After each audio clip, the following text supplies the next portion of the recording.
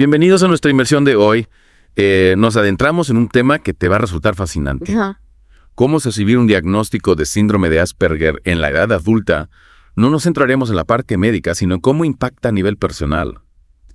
¿Te imaginas que de pronto te dan una explicación a cosas que has sentido toda la vida? Exacto, como si te dieran la última pieza de un puzzle que no sabías ni que estabas haciendo. La investigación de Pansonsky, Rowe y Murphy, publicada en 2009, nos servía de guía para entender este proceso. Lo que más me llama la atención es esa idea de que el diagnóstico es como un veredicto de no culpable. ¿Cómo es posible? Ya quiero llegar a esa parte. Pero empecemos por el principio. Bye. ¿Qué nos dice el estudio sobre la vida de estas personas antes del diagnóstico? Pues imagínate vivir sintiendo que eres diferente, que no encajas, pero sin saber por qué. La investigación revela que casi todos los participantes experimentaron situaciones sociales negativas, especialmente durante la infancia. Piensa en la dificultad para interpretar las señales sociales. Por ejemplo. Claro, si no entiendes las sutilezas de la comunicación no verbal, las interacciones sociales pueden ser un campo minado. Y no solo eso, muchos recibieron diagnósticos erróneos de otras condiciones de salud mental. Imagínate, te dan un tratamiento que no funciona porque no va a la raíz del problema, lo que a su vez refuerza esa sensación de que algo no encaja. Es como si te dijeran que la llave no abre la puerta porque está oxidada, cuando en realidad la puerta es la que está equivocada. Una frase del estudio lo resume a la perfección. Sabía que me pasaba algo desde pequeño, pero nunca encontré una respuesta satisfactoria. Esa búsqueda constante de una explicación debe ser agotadora. Totalmente, y es ahí donde entra el diagnóstico, ¿no? Como un rayo de luz en la oscuridad. Exacto, pero antes de profundizar en eso, hay que tener en cuenta que muchos participantes ya tenían alguna noción del síndrome de Asperger incluso antes de ser diagnosticados.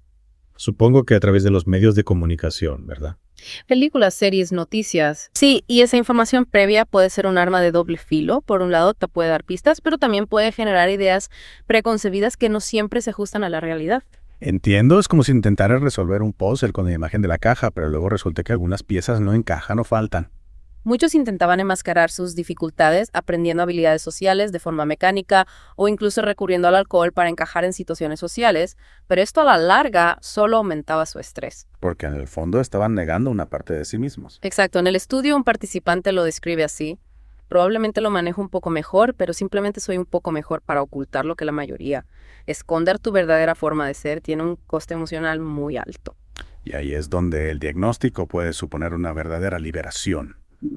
Es como si de pronto te dijeran, no tienes que seguir fingiendo, eres libre de ser tú mismo. Exactamente, esa es la esencia del veredicto de no culpable que mencionábamos al principio. Pero como veremos más adelante, el diagnóstico es solo el primer paso de un largo camino. Un camino de autodescubrimiento y aceptación, ¿no? Ya estoy deseando explorar esa parte en profundidad. Pues prepárate, porque ahí es donde las cosas se ponen realmente interesantes. Y ese camino, como decíamos, empieza con el diagnóstico, pero el impacto va mucho más allá de la etiqueta médica, afecta a la identidad, a las relaciones, incluso a cómo la sociedad ve la neurodiversidad. Hablando de relaciones, ¿cómo reaccionaban las familias de los participantes al enterarse del diagnóstico? Era un alivio. Un shock. Pues las reacciones eran variadas, como te puedes imaginar. En algunos casos, la familia ya sospechaba que algo era diferente. Así que el diagnóstico era casi una confirmación de lo que ya intuían. Como si por fin tuvieran una respuesta o un interrogante que les rondaba la cabeza. Exacto, incluso para algunos supuso un alivio porque de alguna manera les liberaba de la culpa que a veces se asocia a las dificultades de un ser querido. Claro, es fácil caer en la trampa de pensar, si hubiéramos hecho algo diferente. Pero el estudio también revela que no siempre era así. Algunos participantes se encontraron con reacciones negativas, especialmente por parte de familiares que no estaban preparados para aceptar el diagnóstico. Por desconocimiento, por miedo. En muchos casos sí, por eso es tan importante la educación, la información, no solo para la persona diagnosticada, sino también para su entorno. Para entender mejor el síndrome de Asperger, cómo afecta a la persona y cómo brindarle apoyo. Precisamente. Y no solo a nivel familiar, sino a nivel social también. Algunos participantes se sentían frustrados por la falta de comprensión, por los estereotipos que se encontraban en su día a día. ¿Podría darnos algún ejemplo? Claro, un participante contaba que una vez una chica lo acusó de mirarla fijamente. Él explicó, lo siento, tengo síndrome de Asperger. Y la chica le respondió, Entonces debe ser muy inteligente. Increíble, una respuesta que demuestra un desconocimiento total del síndrome de Asperger. Y que además perpetúa el estereotipo de que todas las personas con Asperger son genios. Lo cual nos lleva a la influencia de los medios de comunicación en la percepción del síndrome de Asperger. En los últimos años hemos visto más representación en películas, series, documentales. Sí, y eso puede ser positivo para visibilizar el síndrome, pero también tiene sus riesgos.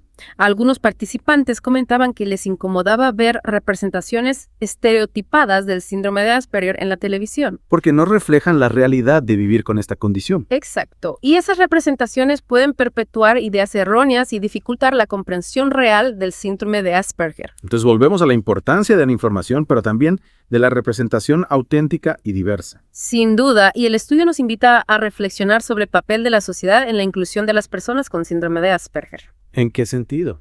Un participante decía, no soy yo quien tiene el problema, es la sociedad. Yo tengo que adaptarme a la corriente principal. Y eso es difícil, es falta de comprensión. Es una crítica a la falta de flexibilidad de la sociedad para adaptarse a las necesidades de las personas neurodivergentes. Precisamente, y esta reflexión nos lleva a un punto crucial, el diagnóstico como un proceso continuo, no un evento único. ¿En qué consiste ese proceso? Los investigadores lo comparan con el proceso de salir del armario para las personas LGBTQ+, que implica una serie de etapas, la aceptación de uno mismo, la búsqueda de apoyo, la decisión de compartirlo con los demás. Es un proceso de autodescubrimiento e integración de la propia identidad. Y en el caso del síndrome de Asperger, este proceso puede llevar tiempo y requiere el apoyo adecuado, tanto de profesionales como del entorno social. ¿Qué tipo de apoyo se necesita? Por un lado, el apoyo de profesionales de la salud mental que puedan ayudar a la persona a comprender el diagnóstico y sus implicaciones, así como a desarrollar estrategias para afrontar las dificultades. Y por otro lado, el apoyo de la familia, los amigos y la comunidad. Exacto. Un entorno de comprensión y aceptación es fundamental para que la persona pueda integrarse plenamente en la sociedad. Y para evitar la sensación de aislamiento y soledad que mencionaban algunos participantes. Precisamente, y esto nos lleva a otra idea importante, la necesidad de una mayor concienciación social sobre el síndrome de Asperger. Para derribar mitos y estereotipos y para promover la inclusión y el respeto a la neurodiversidad. Totalmente, el estudio nos anima a reflexionar sobre cómo cada uno de nosotros puede contribuir a crear un mundo más inclusivo para las personas con síndrome de Asperger. Ya sea a través de la educación, el activismo, el apoyo a las familias, hay muchas formas de marcar la diferencia. Y hablando de marcar la diferencia, ¿qué nos dice el estudio sobre cómo las personas con síndrome de Asperger pueden utilizar su diagnóstico para empoderarse? Es una pregunta muy interesante. El estudio destaca que el diagnóstico puede ser una herramienta para el autoconocimiento y la autoaceptación al comprender mejor sus propias características y necesidades. Las personas con síndrome de Asperger pueden desarrollar estrategias para afrontar las dificultades y potenciar sus fortalezas. Es decir, que en lugar de verlo como una limitación, pueden utilizarlo como una oportunidad para crecer y desarrollarse. Exactamente. Y también para conectar con otras personas con experiencias similares para encontrar apoyo y crear comunidad. Hablando de comunidad, ¿qué papel juegan las asociaciones y grupos de apoyo en este proceso? Las asociaciones y grupos de apoyo son fundamentales. Ofrecen un espacio seguro donde las personas con síndrome de Asperger pueden compartir sus experiencias, sentirse comprendidas y aprender unas de otras. Es como si encontraran un lugar donde ser ellos mismos sin miedo al juicio o la incomprensión. Exacto. Y no solo eso, también les permite acceder a información, recursos y apoyo práctico para afrontar las dificultades del día a día. Es decir, que no solo se trata de un espacio de apoyo emocional, sino también de una fuente de herramientas para la vida real. Así es. Y esto nos lleva de nuevo a esa idea del diagnóstico como un proceso continuo, un viaje de autodescubrimiento y empoderamiento. ¿Y qué pasa con la sociedad en general? ¿Qué podemos hacer para crear un mundo más inclusivo para las personas con síndrome de Asperger? Pues mucho, la verdad, empezar por cuestionar los estereotipos, por informarnos de forma responsable, por escuchar las voces de las personas con Asperger. Es decir, que no se trata solo de tolerar la diferencia, sino de abrazarla, de entender que la diversidad nos enriquece a todos. Exacto, y a nivel práctico podemos apoyar a las asociaciones, promover la accesibilidad en los espacios públicos, exigir que los medios de comunicación ofrezcan representaciones más realistas y diversas del síndrome de Asperger. Son pequeños gestos que pueden marcar una gran diferencia en la vida de las personas con Asperger. Y no olvidemos la importancia de la educación desde la infancia. Si enseñamos a los niños a respetar la diferencia, a valorar la neurodiversidad, estaremos construyendo un futuro más justo e inclusivo para todos. Totalmente de acuerdo. Y para terminar, me gustaría volver a esa poderosa analogía del veredicto de no culpable. Sí, es una imagen que realmente captura la esencia del impacto del diagnóstico en la vida de muchas personas con síndrome de Asperger. Es como si de pronto se les quitara un peso de encima, como si por fin pudieran respirar con libertad. Y esa liberación les permite empezar a construir una nueva narrativa sobre sí mismos. Una narrativa basada en la autoaceptación y el orgullo de ser quienes son. Un mensaje esperanzador para cerrar nuestra inversión de hoy. Sí, porque el diagnóstico, aunque pueda generar incertidumbre al principio, puede ser el comienzo de un viaje de autodescubrimiento y empoderamiento. Un viaje hacia la aceptación de uno mismo y la búsqueda de un lugar en el mundo donde la diferencia sea celebrada. Y con esa reflexión nos despedimos invitándote a seguir explorando este tema tan fascinante. Gracias por acompañarnos en esta inversión profunda. Esperamos que te haya dado una nueva perspectiva sobre el impacto del diagnóstico de síndrome de Asperger en la edad adulta. Hasta la próxima.